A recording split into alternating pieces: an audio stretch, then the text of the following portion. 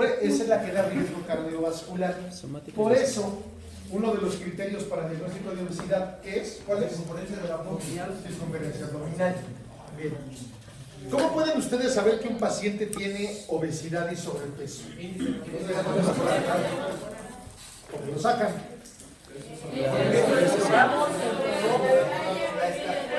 Metros al cuadrado. Les toqué metros al cuadrado. Esa es la fórmula difícil. La fórmula fácil es peso, el peso total lo dividen entre la talla y después lo vuelven a dividir entre la talla, hacen dos divisiones. Es despejar la fórmula nada más. Pero como en el examen no van a poder sacar celulares ni nada de eso, se van a tener que recordar sus clases de primaria y eso es normal. Bien, ahora, por índice de masa corporal, ¿cómo podemos saber que un paciente tiene sobrepeso por índice de masa corporal? Con el 25% de Lo normal es hasta 24.9. 25 para arriba ya es sobrepeso. ¿Hasta cuándo se empieza a considerar obesidad? De 30 para arriba. Hay diferentes clasificaciones sobre obesidad. La que más vamos a usar nosotros es la de la OMS. ¿Encontraron alguna otra? La del cero. Obesidad. ¿Cuál? Cero. Cero. La cero, muy bien. ¿Esa cuánto dice de obesidad? De obesidad, igual marca de 30, pero ya establece un cuarto grado de obesidad. Cuarto grado, mientras que la OMS solo llega al tercero.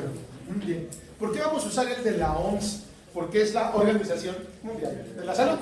Es válida en China, en Timbuktu y en San Fernando de las Iguanas. En todos lados es válida la de la OMS, por eso vamos a utilizar para fines de examen la OMS.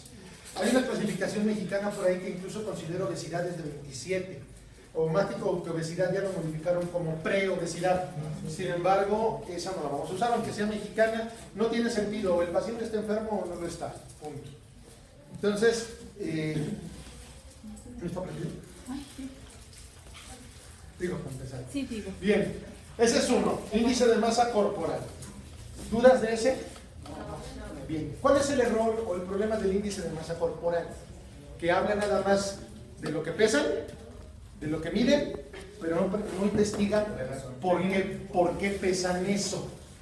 Si ustedes hacen mucho ejercicio, van a quemar grasa, pero van a adquirir músculo, y el peso pues, va a ser mayor. Entonces, el índice de masa corporal tiene ese problema. Les pedí que leyeran el estudio Renata. No, lo van a ir a buscar. En la revista mexicana de cardiología, allá por el año 2002, si mal no recuerdo, está el artículo Renata. Es Encuesta Nacional de Hipertensión Arterial. Así lo buscan, Renata. ¿Cuál es la ventaja o qué es lo que sucede con ese estudio? En México dicen que no hacemos estadística, la verdad es que sí, ya la estamos haciendo buena estadística. El problema es de que somos muy dados al malinchismo. En el estudio Renata investigaron a 14,000 pacientes mexicanos hipertensos para saber cuáles eran los factores que se asociaban a la hipertensión, y entre ellos estudiaron el índice de masa corporal. Y el índice de masa corporal, oh sorpresa, no se correlacionó con la hipertensión en nuestra población. Entonces el índice de masa corporal no es tan válido. ¿Cuál otro índice existe para determinar sobrepeso y obesidad? Perímetro abdominal. ¿Cuánto es lo normal en el hombre? Menos de 90. ¿Y en la mujer? Menos de 80. Bien. Les pedí que buscaran el estudio Interhab. Ese sí me acuerdo. ¿Lo leyeron? ¿No les dije Interhab? No, nos dijo el Framingham, ¿no? El problema del perímetro abdominal tiene una base científica. ¿Cuál es su base? Que mide la grasa abdominal, la grasa visceral. Entonces, a mayor perímetro abdominal, mayor riesgo cardiovascular. Eso es lógico, está cuadrado. El problema es de dónde sacaron el 90 y el 80. Yo se los aclaro porque luego tienden, como me hizo el otro grupo, les dijimos lo mismo, pues es tanto y tanto y tanto. Sí, cómo no, lo anotaron. Pero nunca se preguntaron de dónde viene el número. para saber si eso en realidad funciona o no funciona. Ese número viene del estudio Interhart. En ese estudio agarraron un montón de monitos a nivel mundial para determinar cuáles eran los puntos de riesgo, los puntos de corte de riesgo para cada población. Y descubrieron que el riesgo cardiovascular era indiferente para cada raza. Déjalo ahorita así si quieres, o arregla el mueble, se debe haber zafado un cable ahí, no sé cómo. No, es de la laptop. Ah, sí, perfecto. Perdón. En el estudio Interhart buscaron las diferentes poblaciones y vieron que las diferentes poblaciones tenían diferentes puntos de corte. Por ejemplo, los anglosajones, su riesgo del perímetro abdominal es 100, 102, y para nosotros es 90. Lo malo es que en el estudio Interhart, cuando se dieron a analizar la población latina, vieron que solo habían reclutado a 2.000 pacientes. En el Renata reclutaron a 14.000 mexicanos y ellos reclutaron a 2.000 latinos. Entonces, con 2.000 latinos no pueden hacer una inferencia de toda una raza. Entonces dijeron, como los latinos vienen de los asiáticos, pues vamos a ponerles el mismo número que los asiáticos. Por eso tenemos 90 y 80. Revisen en el Interhart y van a ver que los asiáticos tienen 90 y 80. Y somos una población completamente diferente a los asiáticos. Gracias a Dios, las mujeres latinas son más exuberantes que las mujeres asiáticas. Por eso ahí salimos ganando. Entonces, el 90 y el 80 no es un número válido para nuestra población, porque no está estudiado en nuestra población. ¿Qué otro parámetro conocen ustedes? Para peso y obesidad. Falta uno. No, porque parece necesitar, es muy variable. La grasa visceral la puedes medir mediante una resonancia magnética o con estas básculas que ahora existen. La marca es Tanita y hay otra marca que lo hace, donde separan desnuditos y lo que hace es por medio de bioimpedancia calcular cuánta agua tiene, cuánto músculo, cuánto hueso, cuánta grasa. Los más avanzados les dice grasa somática y grasa visceral, pero son muy inexactos porque te dice tiene que ser siempre a la misma hora, con o sin haber comido, bla, bla, bla, bla. Porque de hecho si tú te despiertas hay cierta composición. O una hora después, aunque no hayan comido, es otra composición. Si ya fueron al baño, es otra composición. Entonces es muy inexacta esos métodos. ¿Pero cuál otro existe? El índice de cintura de cadera. Índice cintura-cadera. El índice cintura-cadera mide la cintura entre la cadera. ¿Dónde medimos la cintura? Por arriba de los crestas y letras. Crestas y letras. A nivel del ombligo, de la cicatriz umbilical. Ahí es donde miden la cintura. O dicen que ahí debería de estar la cintura. La cadera. Crestas. A nivel de crestas ilíacas en el hombre y en la mujer. Sí, sí. Ahí donde la espalda se prepara para hacer muslo, exactamente la protuberancia mayor del glúteo, ahí es donde se mide la cadera de la mujer. ¿Cuánto es lo normal? Para el hombre, Menos de 1. menos de 1, y para la mujer, Menos de 0.85. menos de 0.85. Entonces, míranselo cuando tengan oportunidad para ver cuál es su índice cintura-cadera. Si está por arriba de eso, tiene un riesgo cardiovascular. Y muchas mujeres en México, principalmente lo pueden ver en las mujeres de costa, que son famosas porque tienen una cinturita de avispa y una caderota de aquellas, pero es su genética. Y si le sacan índice cintura, si le sacan índice de masa corporal, perímetro abdominal, a lo mejor no checa. Pero si ya le sacan índice cintura-cadera, ahí sí checa.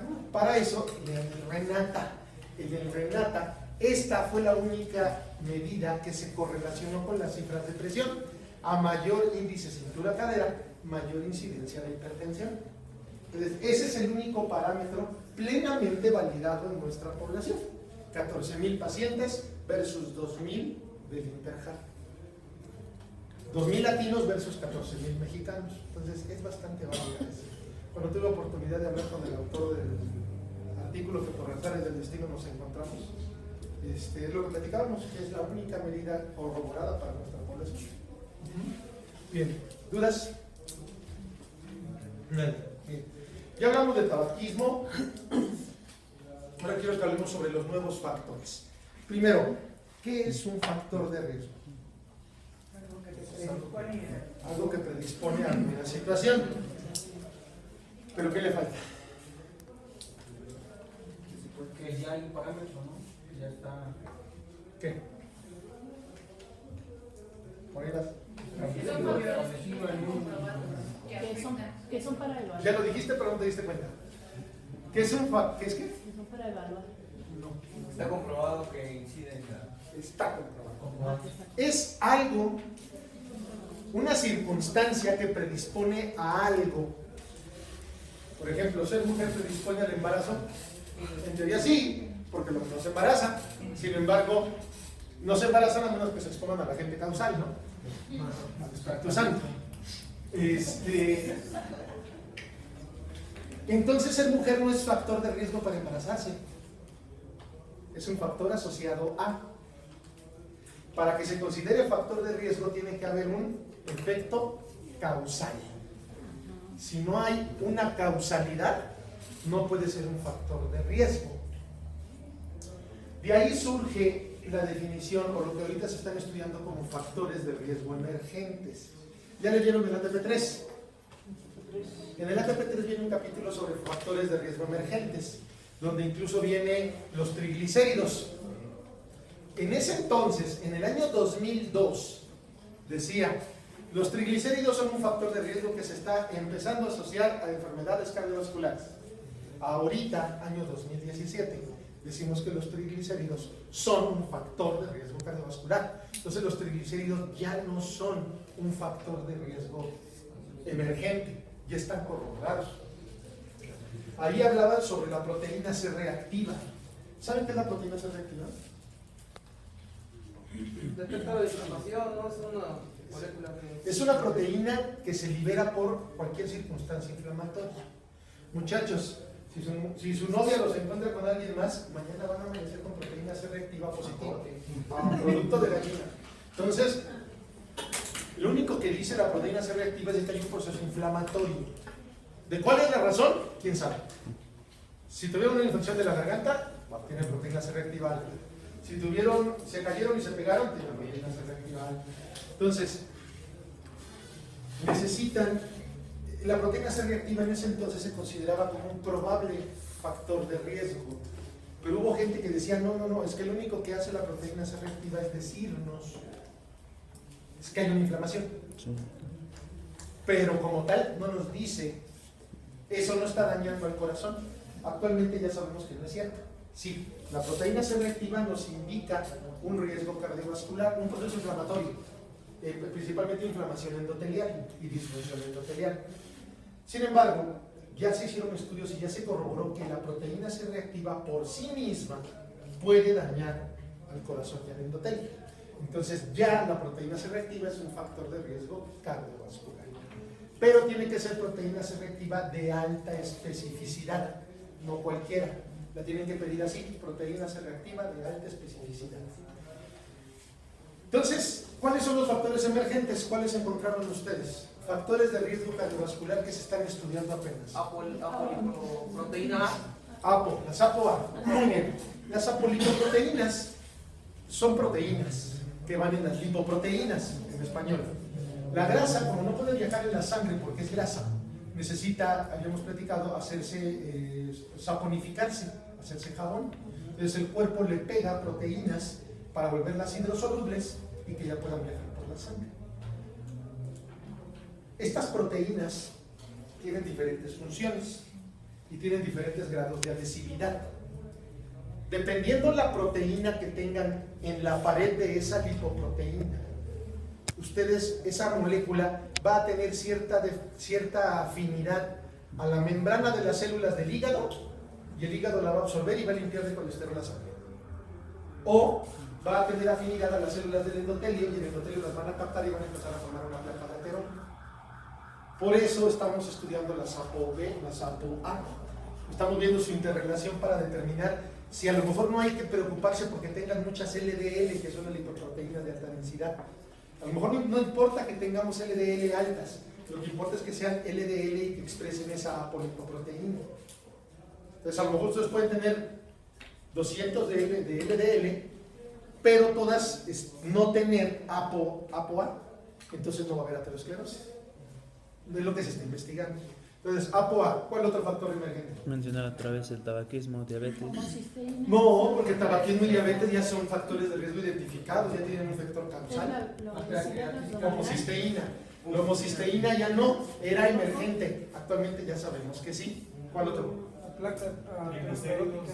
No, ya quedamos que ya está corroborado, fue el primero que les dije. La obesidad abdominal que era la La obesidad. No, ya quedamos que es corroborado. ¿Cuál? Lipoproteína B. Por eso, ApoA y Ah, es que lipoproteína. me mandas que como la bajan distinto. Sí, pero es lo mismo, esas son lipoproteínas. ¿Cuál otro? ¿Cuál? Otros aminoácidos, hay otros aminoácidos que se están estudiando. La homocisteína, que mencionaron hace ratito, es un aminoácido que se encuentra en la sangre. Hay personas que tienen hiperhomocisteinemia como trastorno genético y eso produce aterosclerosis temprana. Por eso ya es un factor identificado, ya no es nuevo. Pero entonces llevamos ApoA, lipoproteína B, ¿cuál otra? Tengo yo anomalías de glucosa, pero es ¿Cuál? anomalías de glucosa decía. Anomalías de glucosa, ese es otro. Cuidado, la diabetes tiene un factor causal, pero los trastornos de la glucosa, la hiperglucemia matutina no diabética, quedamos que diabetes era a partir de ¿cuánto? 126. Si yo en las mañanas tengo 110, no soy diabético, tengo prediabetes. Lo que se está investigando es si la prediabetes también es un factor de riesgo.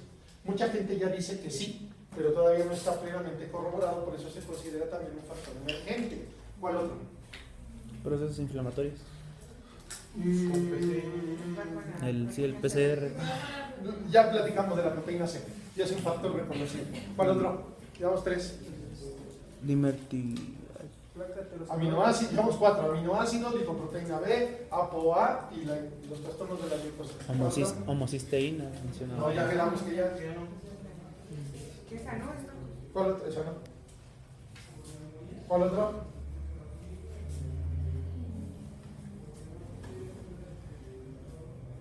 Dimetilarginina también ya lo mencionaron. Dimetilarginina. Sí, ya está. Hiper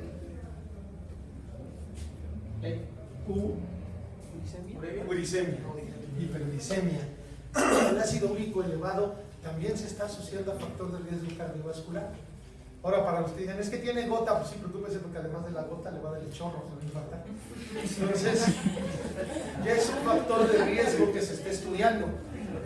En nuestra población mexicana, desde el siglo pasado, desde 1998-93, ya se identificaba la hiperglicemia como un factor de riesgo en población mexicana. Sin embargo, ahorita se está estudiando a nivel mundial. Y al parecer sí, no solo desde los mexicanos, es en todos. La hiperglicemia también es un factor de riesgo. ¿Cuál otro? ¿Factores de población? No, no son factores de riesgo, son condicionantes de...